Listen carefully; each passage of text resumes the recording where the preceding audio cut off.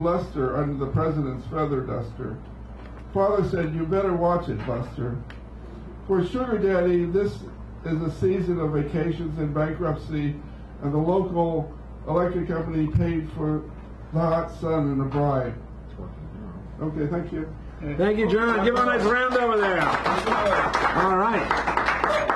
Now, as you may or may not know, the person who delivers the keynote reads poetry by or prose by someone else, but they come back for the open, and we are going to enjoy that right now.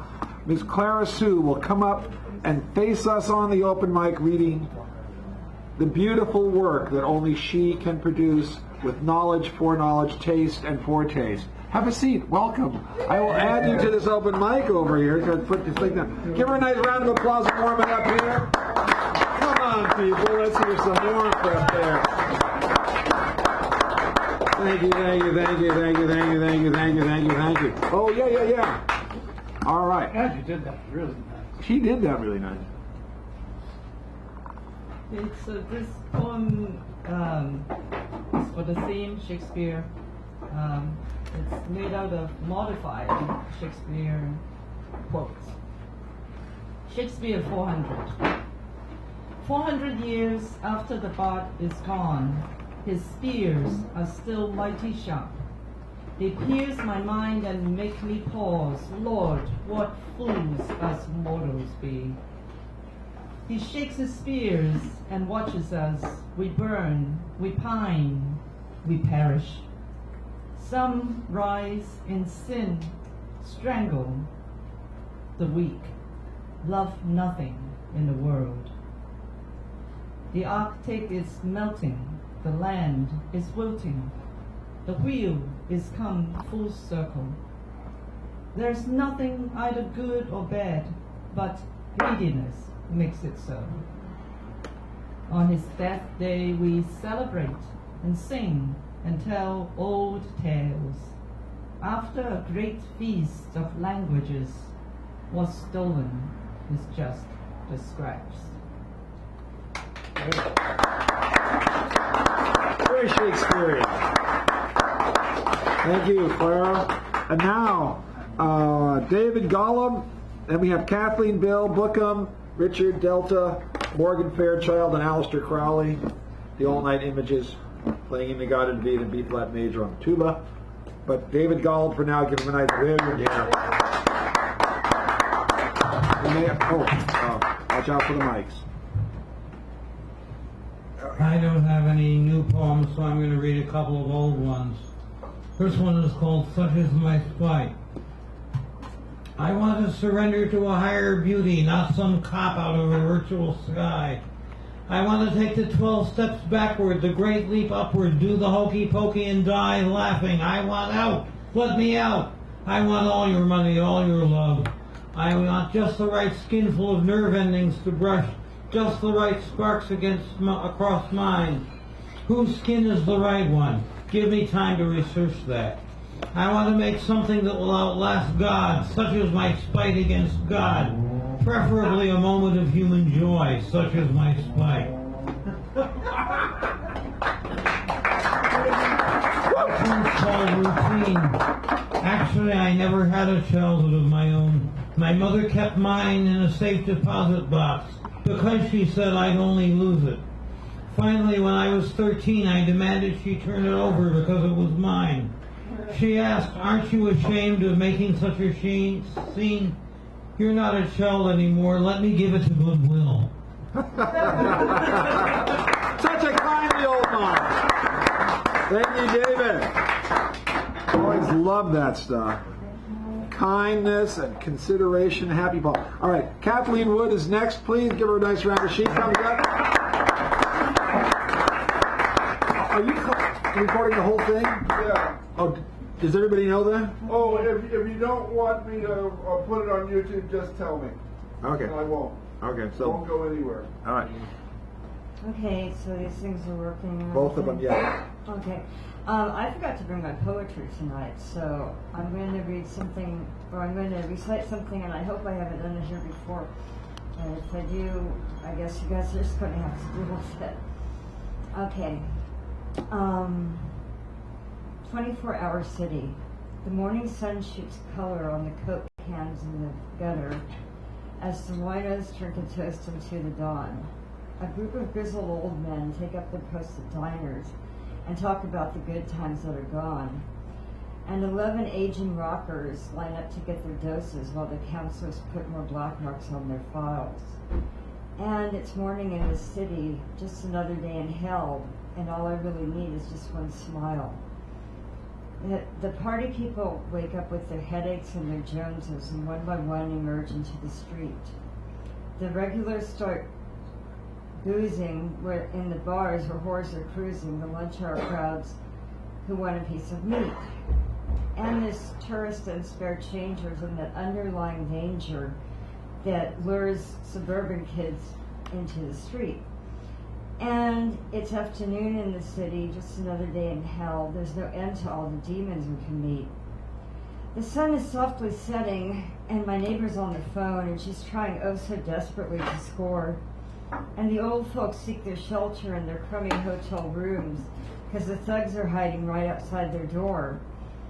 And runaways on Polk Street are looking pretty wasted, but you know they all want more and more and more. And it's evening in the city, just another night in hell. I don't really want to know what's at the core. The frat boys up from Chico are laughing at the crazies, but the blind bag lady knows that it's no joke. And the pigs are in their wagons and they're busting everyone. In the alleys they snort confiscated coke. And a 13-year-old hooker is puking in a doorway and nobody really cares what shape she's in. And it's nighttime in the city, just another night in hell, and my faith in humankind is wearing thin. It's last call for that alcohol, then the doors are open wide, but the world outside seems all the more unkind. And one lone tweet goes sailing by on skateboard in the dark, and the world I saw was forged in my own mind. Soon the streets are quite deserted, and if you're up tonight, you'll see no one out but cabbies, whores, and cops. And it's late night in the city, just another night in hell, and nobody knows quite how to make it stop. Thank you. Kathleen Wood. Well done. Thank you. I'm trying to fix that right now. Bill Mercer. Oh, Bill Mercer County. The kindness and consideration of Mr. Mercer shall Yes. know no bounds, or knows few bounds. You sure got your imagination going tonight. Well, you know, that's what they pay me for here. We get paid. So we're In my Shakespeare. mind. We're 400 years of Shakespeare. But there's one thing I'd like to mention that's kind of passed over. 100 years ago this week, somebody wrote something down that changed the world. There was a young man on a sailboat on Lake Geneva, floating around on Lake Geneva, and he wrote down E equals MC square. Wow. That's 100 years ago this week. Wow. That one always blows me away. So I'm going to do, in keeping with Shakespeare, he did a lot of life is poems, soliloquies and sonnets and whatnot. But there are two that just fascinate the hell out of me because they're just so completely different. So I'm going to do both of them. It sets off fireworks in my mind, so I hope that translates. The first is you've heard them both, but in contrast, it's see if we can. Just get close to the mic. Yeah. Okay. My mother just died. Can you tell them the Tell him we're sorry his mother died.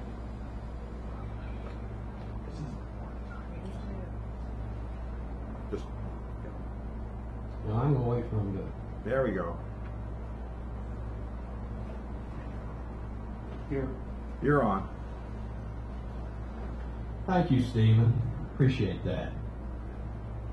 He's not aware of that, but he will be later on. He will be. I'll see to it.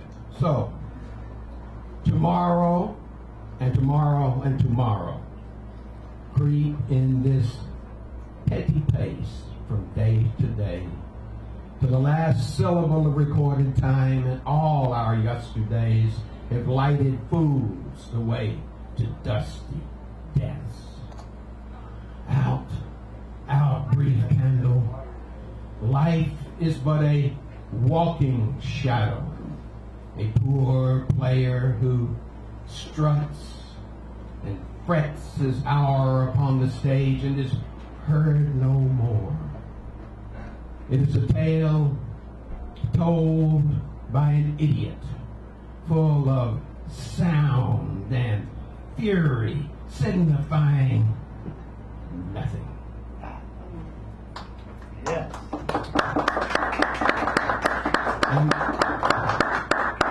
And contrast that to this one. Our revels now are ended.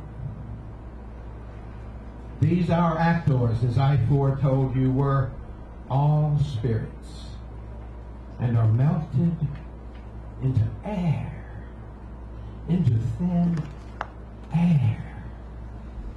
And like the baseless fabric of this vision, the cloud-capped towers, the gorgeous palaces, the solemn temples, the great globe itself, yea, all which it inherit, shall dissolve. And like this insubstantial pageant faded, leave not a cloud behind. We are such stuff as dreams are made on, and our little life is rounded with a sleep. Oh, Wow. Thank you. This thing I'll get it up, sick of that. All right, that brings us to me, I think. Yes, build and book him. See, and his timer went off perfectly and everything. Let's see if that's going to show up. Oh, they say it's showing up. All right. Before we go, there's a sign sheet. I don't want James to participate in it. He has to sign I this. got him on there. I put Very both good. on. Is that Valerie too? Yeah, Susan.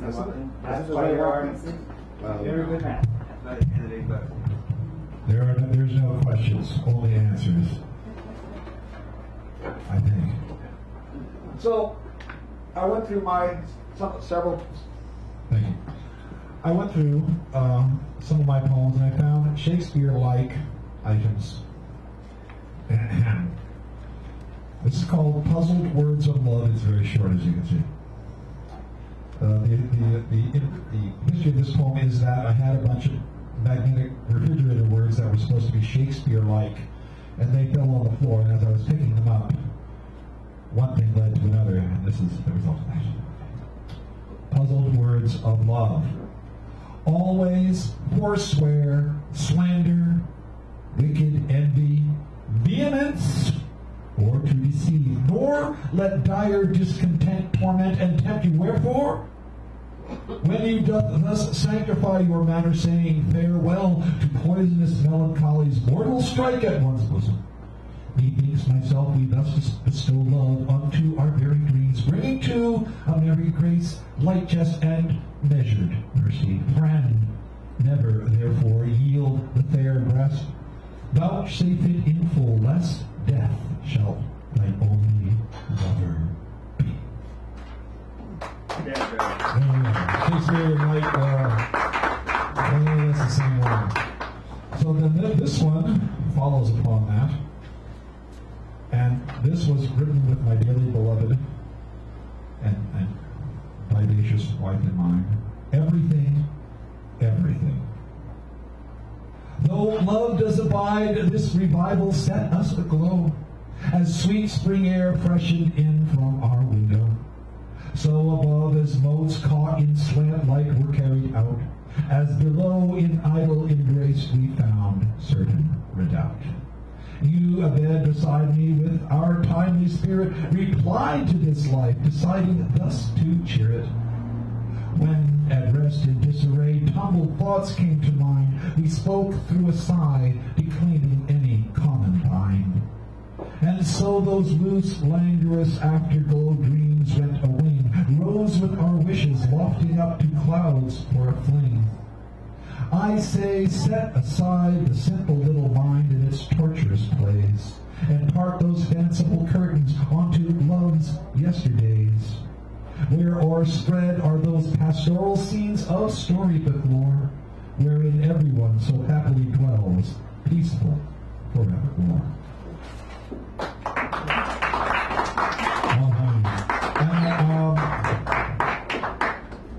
A, B, or C?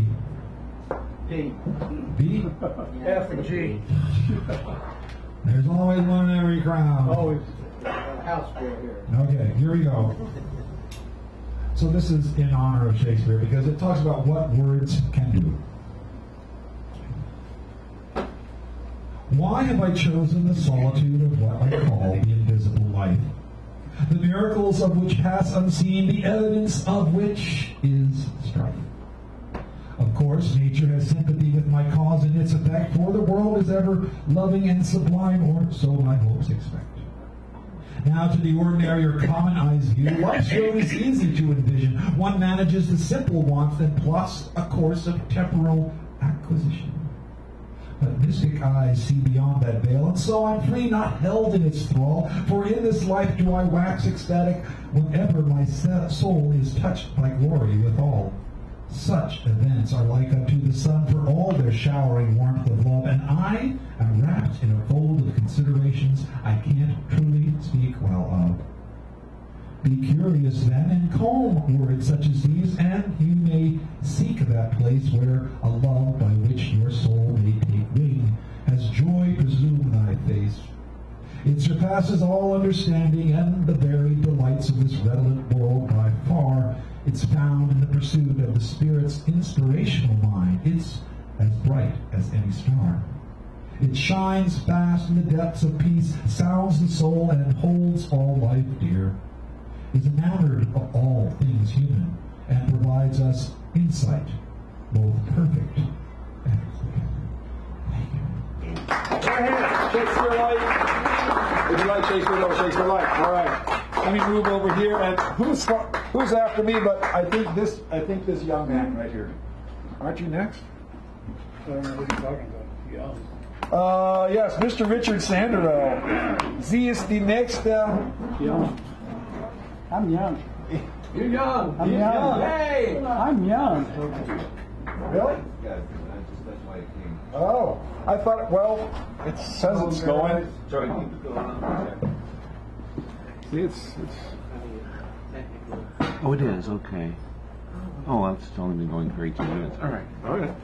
It wasn't going for a while, and then I turned the camera off and turned it back on. Yeah, I'll check. All right. And give this man a round of applause, please. I just got interrupted. Richard He doesn't like it when I do that, so I do that every time. I have to think of something new. Well, it's been a particularly bad week. Thanks for starting off light. Instead of writing some new poetry, I've come back to my rants. Anybody want to hear about water or Mother Teresa? Water. I thought you We're said going to get Mother Walter. Teresa next week. We'll be here. All right. Darn it. Water everywhere where none is fit to drink. Water from bottles, wells, rivers, lakes, streams are all unfit to drink. All polluted by you-know-who. The mother has been so abused, we have mixed materials from different parts of her, then throw it away in different parts, disrupting Earth's system for life to survive, causing disease without consequence for what the mother's original plans were for breakdown. We've abandoned mines leaching heavy metals into the land and waterways, causing ruination with no one ever paying the consequences except for those who live near or in these disasters, who tend to be a lot of poor and needy people. Yep. Our food supplies are tainted with poisons, radiation, wastewater from petroleum industries used to grow these crops. Since most poor people can't afford the price of organic, you know who gets the dregs. But don't worry, it's all within the safe range of human consumption. We are not the grand experiment, the mother is, and we failed in taking care of the garden. Maybe that's why we were thrown out of the first garden. We befouled it so. Who's to say the mother isn't right? You are fucking up her body, and now she's gonna fuck up yours. Maybe that's the empire's plan, to screw everything up, giving diseases to those who live nearby, denuding the area of humans. It's not like we don't have examples of this in our history. Smallpox, blankets, Agent Orange, genocides against indigenous from the lands of the eagle and condor. And then, let's not forget Africa.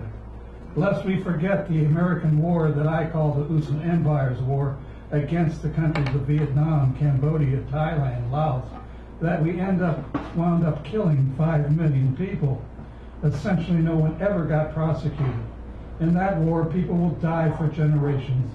Land areas and waterways polluted with Agent Orange.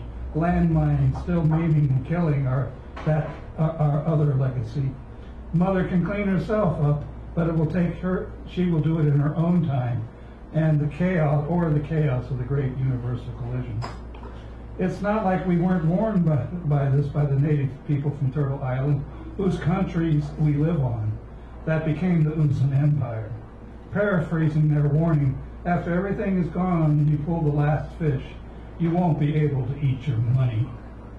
We are fast approaching ecological havoc. Waterways and wells with water, fresh water in areas along the coast and inward will be invaded by salt water as oceans rise. Our drinking water is now being polluted for profit. Flint comes to mind.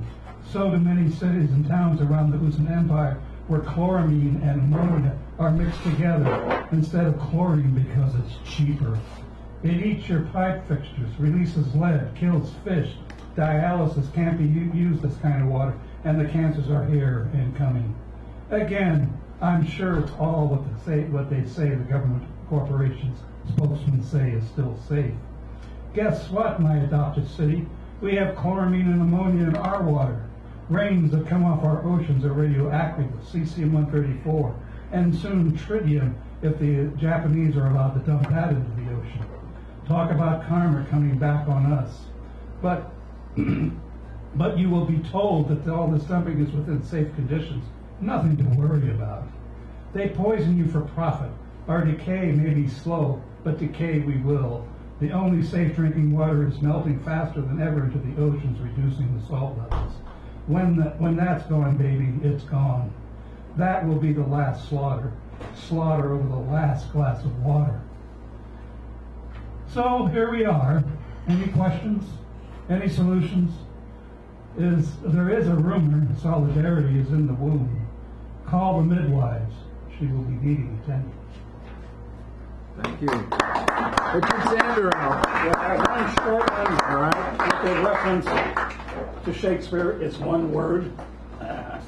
Ein Wort? Since I've read all my Shakespeare stuff, it's called sukus, to shake. Sukus, another musical form lost to most Usans. There are things that can make us happy and feel something: joy, happiness, sadness. Sukus is upbeat, born in the Congolese rumba of popular African music, with syncopated rhythms and contrasting soaring guitar solos and smooth vocals. Guitars that never bend to the note, instead hits the note, and that makes you bend and shake. Sukus means to shake. Women throw down with each other. Who can shake their hips, unrivaled in style and rhythm? Sukus takes you to the trance, perchance to dance. Nicely done. Richard Sandero. You know the word. Everybody know the Shakespearean word in there? Oh no. Perchance. Perchance. A perchance to dream. You know, it's like, thank you so much. Mr. Sandero.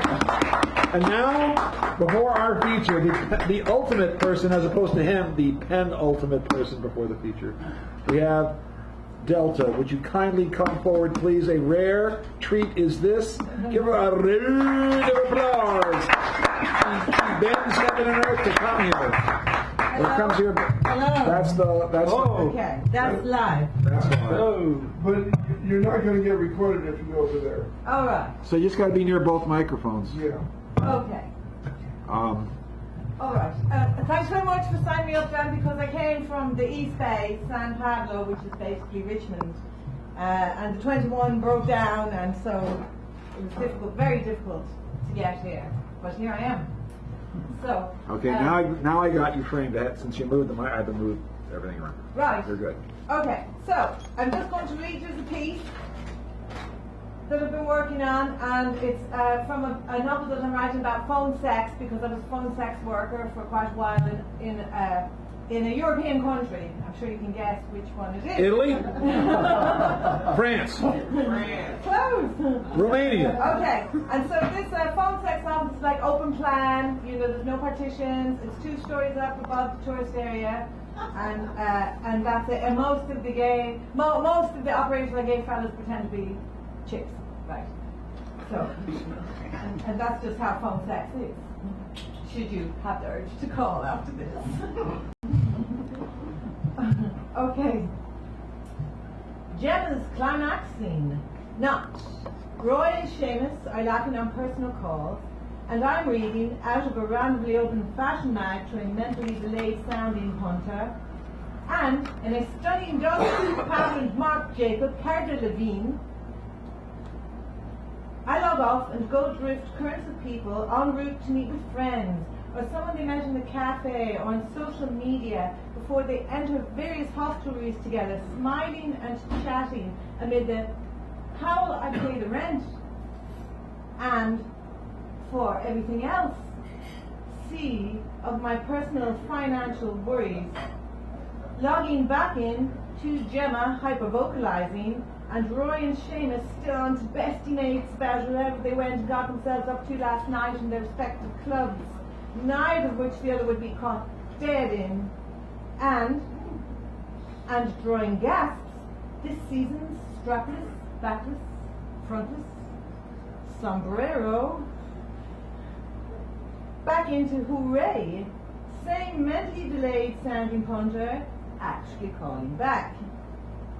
I continue with him up the garden catwalk, while continuing mentally along pavements thronged with pedestrians en route to meet with friends, or someone we met in the cafe or on social media before entering various hostelries, smiling and chatting, hanging up coats and getting guided to tables, or, if coats weren't hung, dropping them casually on chair backs. This is so-and-so, chair leg scraping, and so-and-so. Then light back and forth banter. Someone tells a joke, maybe not so funny, but one that gets laughs anyway.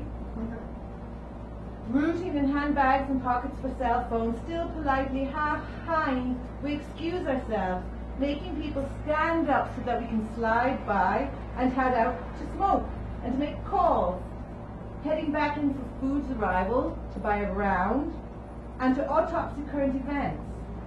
Girls, even girls who don't know each other, going to the bathroom together, and everyone, at one stage or another, heading outside for yet another smoke, until, upon some mutually agreed signal, we all move on to the next pub, club, party, etc., whatever, always on to the next, to meet yet more friends.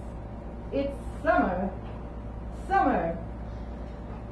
And even if with strangers' faces washing over yours, you're only just barely scraping by, as you wander beneath flickering to life neon so poor you're only just barely flickering in and out yourself, as through the windows of various fine hostelries you watch people enjoy themselves. It's summer and you can move through the air easily. You'll never believe what your man's after saying to me. Seamus, with his indignant disdain, snaps me back to the present, hanging up on a lad. What colour are your sister's knickers? Disgusting. Yeah, I don't blame you for not getting that one, but you will later, maybe. Okay. He and Roy then. Well, darling, the bass player offered me a backstage pass, but I passed on that naturally. Had me way with him in the third stall from the left, so I did, and then I turned over a table drink. They resumed their personal cause on different planets of gay, as Gemma lays the foundation for yet another oral cathedral of debauchery. What the significance of this moment in time is, I have no idea. Here I am, unrecognized and poor, in a world of possibilities, to which I can move, and which can move through me. All right, thanks. Thank you, Delta. I'm selling cartoons. I have framed cartoons if anyone has $5. $5 cartoons. All right. See her at the break. I got to do one of my favorite portions of this thing. Oh, I'll look at that in a moment. Thank you. Sorry about this. Where am I? Right there. Oh, wait a minute. I got to adjust the phlegm here. There we go. Don't trip over the wire, Daniel. All right. Now one of my favorite parts of this evening. Thank you. And you can put that back over there. And where am I? That'll work. Okay, like this? Doesn't be too good. All right. I don't have to be too good. No. Especially on the round. How about 3 bad instead of 2 good? All right. My favorite part of the evening, or one of them, is to brag a little bit in public about an individual and watch him blush. He's not even looking.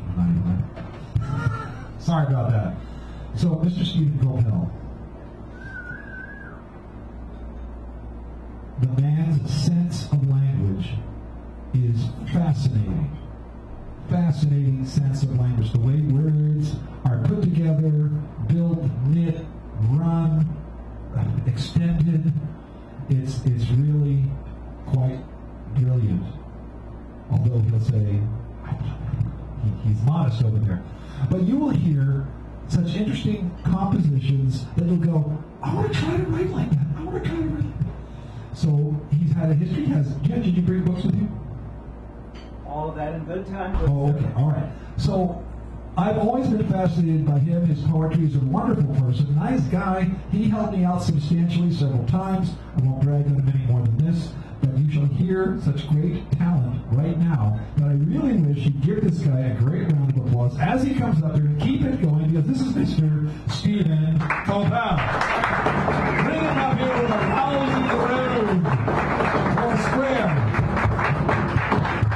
Thank you so much. Everything he's bringing up his props. And Mr. Rhodes, you want to come up here and adjust things? You may have to adjust things. Here you come. Look at this guy. Is this you? Want to adjust these? What do you want these, Steve? Enough. Thank you. Enough. No, I need to earn this telephone. that was bad. I could have had a... Come out here. I need to. Okay, I'm going to move out of your way, Stephen Coppell, so that you can do the thing. I was gesticulating, nearly broke a bulb. My mom said if you break a bulb... See, I'm well organized. Oh, you are well organized. So I'll start after you read that. Oh, okay. I shall read this then. No, you're going to have to make sure. Oh, Val. You get her. The answer to this question is yes, I was going to do that, but you can do that. Thank you. Are we, Mr. Coppell? I just have to make sure the mic is within range. There we go. Yes, I was going to do... I did already, actually, before you got here, and I was going to do it, but since... Say into a sentence. All right. May I read this now? We're not ready. Okay. It's not ready yet. Technical, called these... About like that, and you're going to need room for props, so maybe we'll move this a little. I will get back to me on that. Okay. So I'm going to have to zoom down for the props. Thank you for your patience. I think that'll work. All right, Mr. Coppell, I'm zooming in on you there. We are steady, ready. He's ready. I'm going to watch him on TV. Very good. You know, he looks really alive on this. You know? Yeah, It's almost lifelike. Yeah, and he moves really well. He does. Would that he would move close to the mic. How do you think he does that? You know, we have everything ready to go here. I appreciate all of this ad-libbing. It's Well, you know, just you- Well, because it helps to save my voice. Plus, it introduces you even further to this highly regarded group of yes, constateers, literary giants, or midgets. shall I? I know you're anxious to get started. Well, I just want to make sure that I don't talk over you at any inopportune moment. Well, that's up to them. If they feel it's important to make some kind of verbal ejaculation, that's okay too. Ooh, verbal masturbation. No, he said Yeah, ejaculation. I don't That's think how I you said get that. there. Well, yes and no. I think I would like to I'm ready. Go ahead. read the following text provided to me by Mr. Coppell of the San Francisco Coppells. Bearer of the banner, bookish, Stephen Coppell is a blatant wordsmith of witty verse, careful stacker of words, a six-pack absurdist, founder of the North American Butchers of the English Language, purveyor of hugs, host of special edition YouTube poetry show directed by John Rhodes. If you'd give him a kind bit of applause here because he's here. We haven't had to recognize him for that effort. Author of Spritz, Tender Absurdities, Picnic Poetry. He invests the I Take Stock market assets dividing among rational thinking, kindness, and good-looking humor. Mr. Stephen Coppell. Oh. Thank you so much. That was a photo op right there, just in case you're not aware. What? Oh, yes, we will adjust as need be necessary. Because I'm watching him on TV. Oh, you're watching him. There we go. We are. I'm going to zoom out just a bit here. See how much. I'll pick up on what our diligent and thoughtful and sometimes humorous host has indicated as appropriate introductory remarks. And for that I'm grateful, as always. It's a pleasure to be here with you. And I see your smiling faces. Some of those faces, your faces, are more familiar than others. And I would like to welcome back to us, I think Mark Wilson might still be here. I haven't seen him. Yes, there he is in the background. Good. Hail and hearty man to you.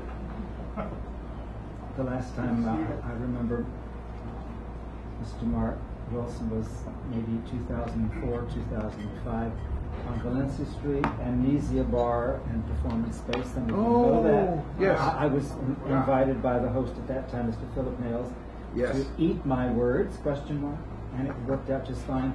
And the person I remember most, of course, is seated with us tonight unexpectedly and delightedly. So I thank you for being here. It's just sort of a grace note for me personally, and I appreciate you being here. So I'd like to read a few pieces, perform a few pieces, and it's all for your individual and collective pleasure. So I want to thank John Rhodes. St. John, you said? Did I say that? I thought you said St. Well- John Rhodes. Well, let the things roll That's here. a little So I flashy. have a few pieces, including this first one called Cart to Cart. You squeezed a cantaloupe, I rubbed a bar of soap, then it was on to red chilies and pears. You bagged 3 artichokes, I thought of phoning my folks. Had I found my shopping partner at last? Oops, you wheeled over to tomatoes too fast. And we collided. I decided we were playing the meat market game. You disengaged your basket before I could even ask it, so I don't even know your name. I remember your face near eggplant and squash. I've noted the place that you squirted cabbage awash. My life just isn't the same. Gosh, I don't even know your name. I'm pulsed by your pelvis as you knocked on more melons. You sure do that well, miss. My eyes felt like 2 fellas. Darn excuses so lame. Hey, I don't even know your name. We had flirted. Lunch, I blurted, as I toyed with my tofu, you grabbed a Duraflame, 'cause I'll take all the blame, and I don't even know your name.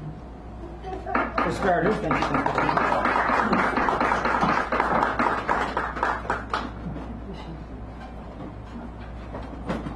Drive shaft.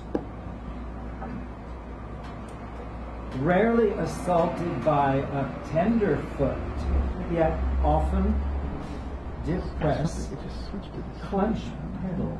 Fancies herself outfitted in deerskin sandal, acorn ankle bracelet, downshifting to springtime gear where the transmission of squeaks, creaks, and chirps from garage to the open road signals the kind of tune-up to nature's overture she'd break for.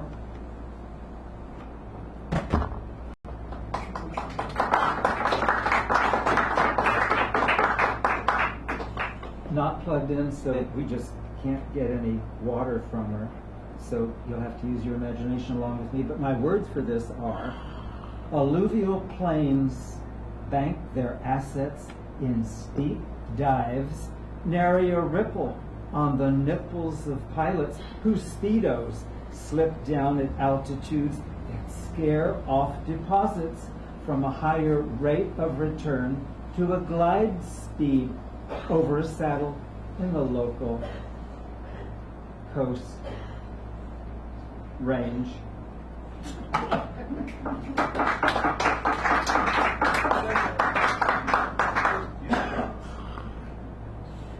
Turgid. Man the yards, man the yards. Snails are coming, and the glossy ibis with an appetite copious and aslant. The ubiquity of slow. The drudgery of lobes which hang, then hang out at caves convivial as a tarn. Darn those Livonians, filing out of airstream pods like aluminum sardines.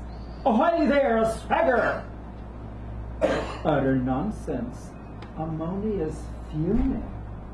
There are no snails on Psycho's path, yet vines entangle rotifera, and away with Kex's, Hex's petulant Eucharist, Weakerist, Vacarist.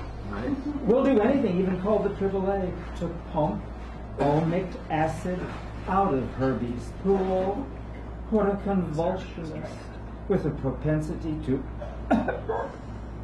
often waking mice, caught napping to the cats. Meow.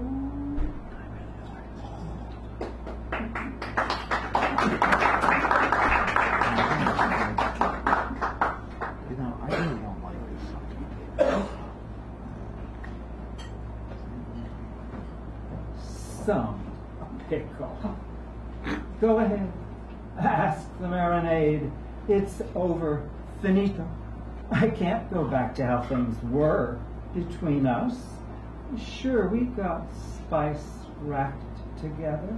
Then you, addicted, began currying favor with any number of hot items, subject to your whims, planned intrigues, all those condiment confidants crowding me off your tongue. Nutmegian nerds, chili willies, Tabasco tacklers, capsicum cowboys, poor innocent Rose, whose hips go out every shaking night, thanks to you. And what about hands-on choreography? Max trucks going down for coriander at your risque command. I know all about those flings. Been soaking resentment in marinade for months. Say, Dollface, how about whipping up an avocado dip? Drizzle of lemon. Thank you. Out the door. Something like that.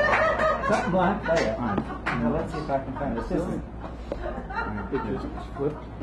What did that weird scream? And then I remember Something a little bit back. different will be You cut. started Bring playing.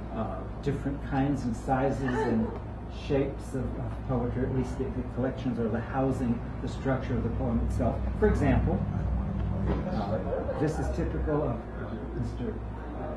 Richard Carlson, based in Sacramento, and even people like Jack Hirschman have pieces of their text housed in these little 1.5 inch by 1.5 inch books. So I thought I brought one just to share mine with you. This is Pennies Pout, Dimes Dazzle. Ooh, I just feel giddy when I get this in hand, because I'm saying this to you, and I hope that I appreciate all of you being attentive, listening, engaged, and that's just great. I've got to get this out of here.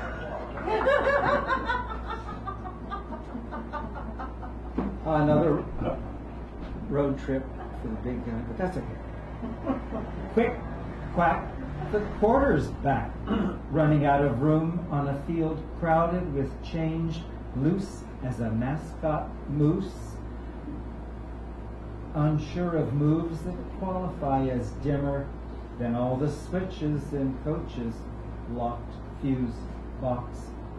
Piggy backs out of a flour sack, shoulders a load squealing louder than a stadium high on radium fillings, with number 2 coach drilling his number 1 squad on a series of strategies which tickle the nickel in donors' bequests. You can hardly see this, pledged when their personal goals were posted. That's We're doing just fine here. We're doing just fine. Let's see. This is Mr. Stephen Colpel. And his backup tricks. And a glint in the eye. Well, I'm just picking up on what I see reflecting in all of your eyes, and so I appreciate the physical and psychological stamina that each of you are prepared to He used present. stamina. And I'm just doing the very best I can, because you're giving us, individually and collectively, the very best you can tonight. Where's Olive? It looks like this on the page. Olive. What comic character might Olive, as a persona in our culture's comic book history, might that remind you of? Anybody? There you go. I heard it. Who? Thanks a lot. That came. We didn't hear that over here. Well, let's hear it. Olive, Popeye, we got it. That's right. But the important word is Nicole, and her last name is Savage. Nicole Savage saying, "Yes, Mr. Coppell." I know Popeye very well. There you go. I always eat my spinach. So remind me to tell my one and only Christmas joke after you're done. I may or may not remember. We'll see. If you're good, I will. Actually, there's 2 Christmas jokes, but not the nasty one. Where's Olive? Search the spinach. Nicole, help me write this. Thanks, dear. Popeye's shut, shielding the good humor man from a sorbet assassin. Matadors with whores blowing kisses on their knees. Sneeze. Forcing jets to circle cabbage patches sewn on a fatigue of jackets, always out of breath.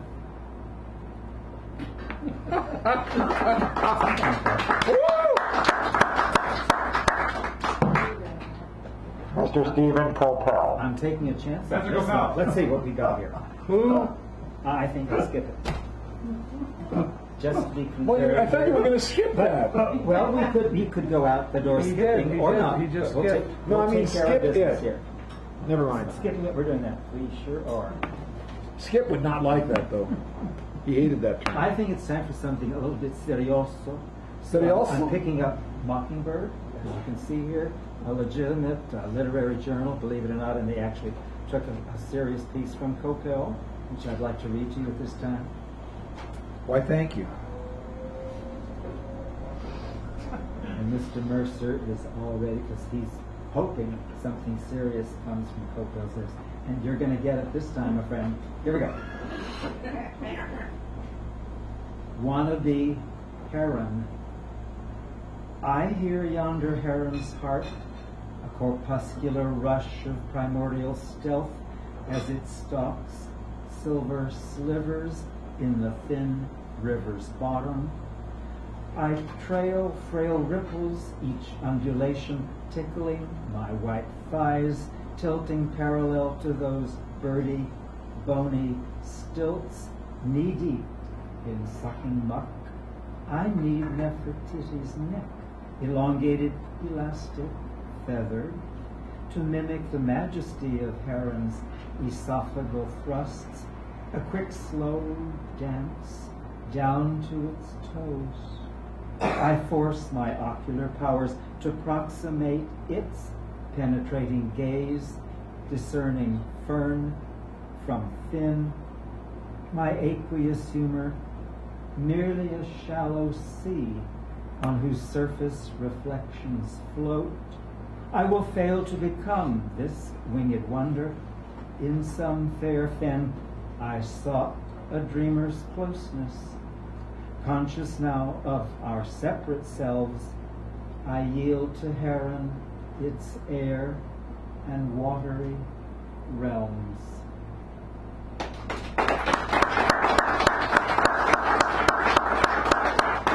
What's serioso? Thanks, Nadia. And of course, in contrast to a little bit of seriousness, in this neat cat, Pirelli. We'll just try to entertain you here. The harbor in Havana is more than just a paradox. Now, that's an appropriate reaction because all these need the next couple That's of what minutes happens or so. when Ben Casey meets Kildare. Something like that, and a little bit of a tongue twister tip. You get a paradox. Zipper, stuck in traffic, blames tight jeans for delays at crucial intersection.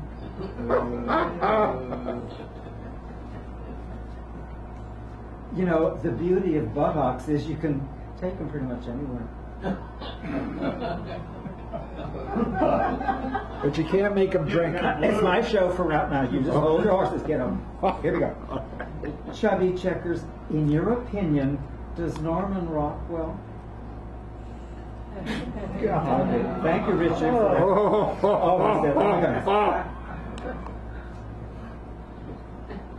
How can speech be free when it costs so much to defend?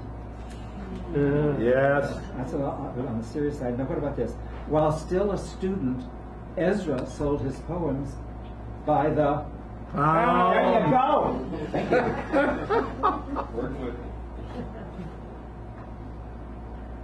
The fragrant bum squats over a lotus palm or pond. I'll start again.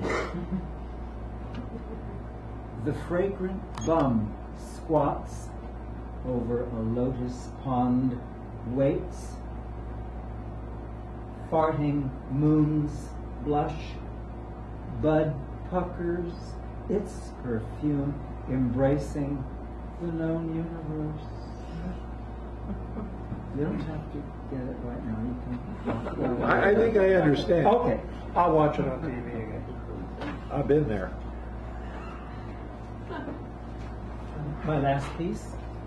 No. You have to do a few more. Please. I'll decide, but I appreciate all that wonderful enthusiasm. That's just like you, Danby. I appreciate it. Well, you know. Out on a limb.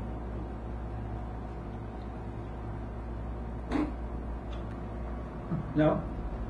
You can stand. Okay. Get on the limb.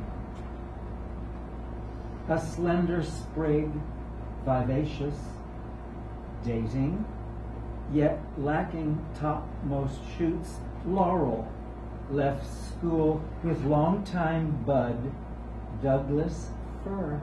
After she was voted most poplar in her juniper year. That's right, it's a little bit on the silly side.